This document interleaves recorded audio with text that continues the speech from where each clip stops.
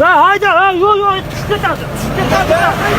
Hammaga assalomu alaykum. Bugun biz Surxondaryo viloyati Boysun tumani Qizilnavr mahallasi Kendala qishlog'idamiz.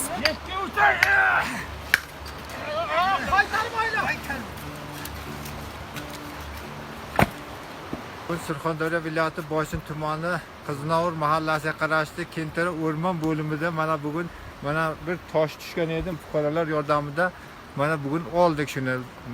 Yomg'irga, qorga aralash bo'lib, mahallamiz necha o'tib qaytib bunga bee'tibor bo'ldi. Hech bir yordam qilmayapti. Endi yeshtamiz, yana yo'l beramiz. Bu yilga endi 3 kilometr, 4 kilometr uni bilmasak, kelamiz, biz bu fuqaro sifatida shu sizga endi murojaat qilyapmiz. Endi yordam qilishlaringizni so'raymiz. Ko'rib turganingizdek, yo'llar yurib bo'lmas darajaga kelib qolgan. Bu yerda yashovchi aholi yo'ldan va tez tibbiy yordam ko'rsatish punktlari yo'qligidan norozilik bildirmoqda.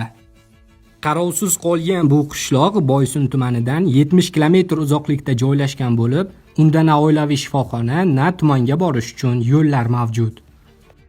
Qishloq aholisining aytishi bo'yicha 2024-2025 yillar mobaynida Qizilnavr mahallasidan 2 kilometr asfalt hamda shag'al xomashasini yotqizib berish va'da qilingan. Qarabsizki, oradan 1 yil vaqt o'tsa ham berilgan va'da bajarilmagan.